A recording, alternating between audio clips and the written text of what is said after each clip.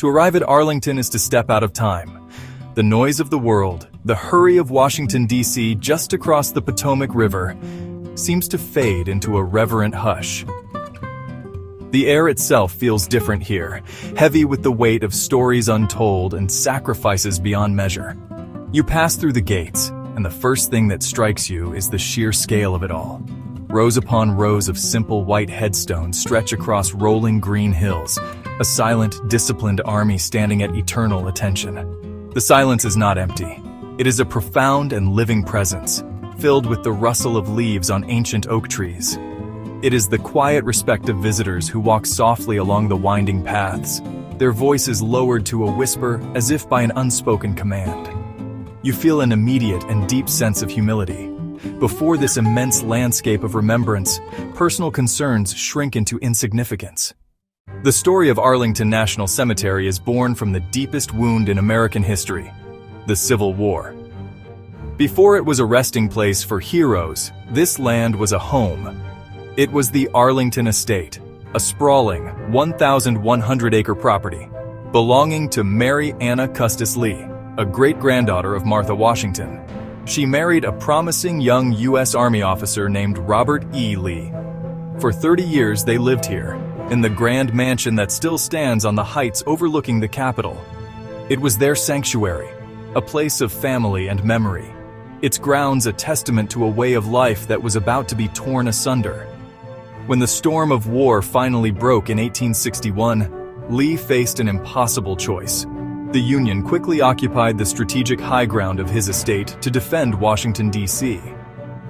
In 1864, Quartermaster General Montgomery C. Meigs recommended that the Arlington Estate be used as a national cemetery. By burying Union soldiers on Lee's own land, he would ensure that the Lee family could never return.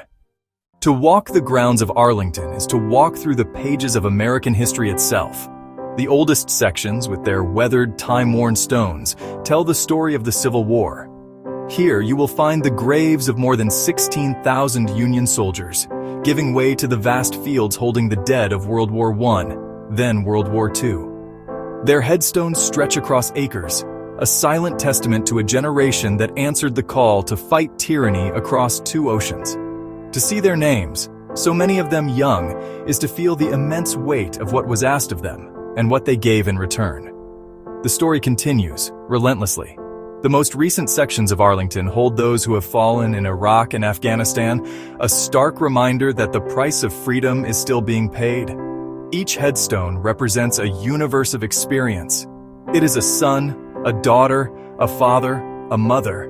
The symbols carved into the marble tell their own stories, speaking to the incredible diversity of the nation these individuals served.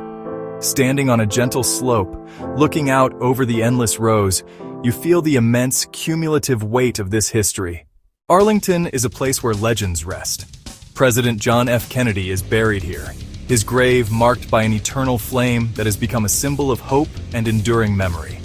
Nearby lie his brothers, Robert and Edward. Not far away, you can find President William Howard Taft, one of only 2 presidents buried in the cemetery. The cemetery is also home to pioneers who pushed the boundaries of human achievement. John Glenn, the first American to orbit Earth. Admiral Grace Hopper, who helped usher in the digital age. Pierre L'Enfant, who designed Washington, D.C. But the true soul of Arlington resides not with the famous, but with the forgotten. For every president or astronaut, there are thousands of ordinary Americans whose stories are known only to their loved ones. It might be a young man from Ohio who stormed Normandy, a nurse from California who served in Vietnam, or a Marine from Texas who gave his life in Fallujah. Their names may not be famous, but their sacrifice is no less profound. Among the thousands of heroes resting at Arlington, one grave draws a quiet stream of visitors. It belongs to Audie Murphy, the most decorated American soldier of World War II. Born into poverty in Texas, Murphy was rejected by multiple services before the Army accepted him. This unassuming young man would earn every medal for valor the Army had to offer, including the Medal of Honor. When he died in 1971, he was buried at Arlington with a simple, standard headstone by his request, a reminder that the greatest heroes are often the most humble. On a prominent plaza overlooking the cemetery stands Arlington's most sacred shrine, the tomb of the unknown soldier. Inscribed on the back, "Here rests in honored glory an American soldier known but to God." After World War I, in 1921, Congress approved the burial of a single unknown American soldier. Later, unknowns from World War II and Korea were added, creating a monument to all unidentified fallen. The tomb is guarded, always. 24 hours a day, 7 days a week, in every kind of weather, a sentinel keeps watch. The ritual itself is a masterpiece of precision. He walks exactly 21 steps, pauses for 21 seconds, symbolizing the 21-gun salute, the highest military honor. The changing of the guard draws crowds who witness this silent ballet of remembrance, a testament to discipline and continuity that promises the vigil will never end. These young soldiers endure scorching heat, bitter cold, rain, snow, and hurricanes, often performing their duty to an audience of none in the dead of night. Their commitment is absolute. The sound of their heels becomes a heartbeat for the cemetery, a rhythmic pulse that affirms the nation's respect.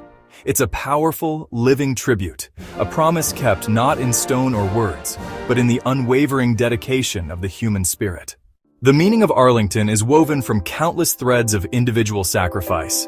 Marine Private First Class Ira Hayes, one of the Iwo Jima flag raisers, returned a hero but struggled with invisible wounds. It includes the crew of Space Shuttle Challenger, whose memorial speaks to a different frontier, reminding us that service takes many forms and exploration has its own heroes.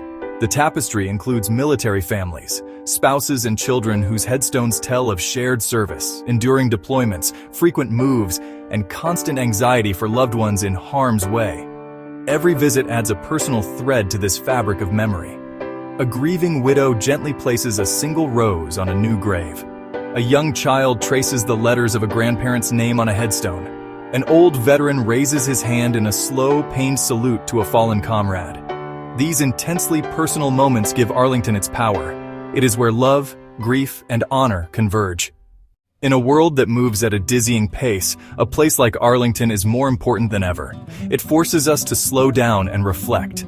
We remember for the individuals who lie here, their names, their stories, the lives they lived. To forget them is to allow their sacrifice to be diminished. We remember for their families, for parents who lost children, spouses who lost partners, children who grew up without parents. We remember for ourselves and our country. Arlington teaches us about the true cost of war and the ideals of duty, honor, and selfless service. It reminds us that our freedoms were not given to us. They were purchased at a terrible price by those who rest on these hills. Finally, we remember for the future. These stories are guideposts for generations to come, containing lessons about courage, resilience, and standing for something larger than oneself. Arlington National Cemetery is the soul of the nation, a place of quiet reflection and profound inspiration. It is where we go to understand who we have been, to honor who we are, and to remember why it is so essential that we never, ever forget.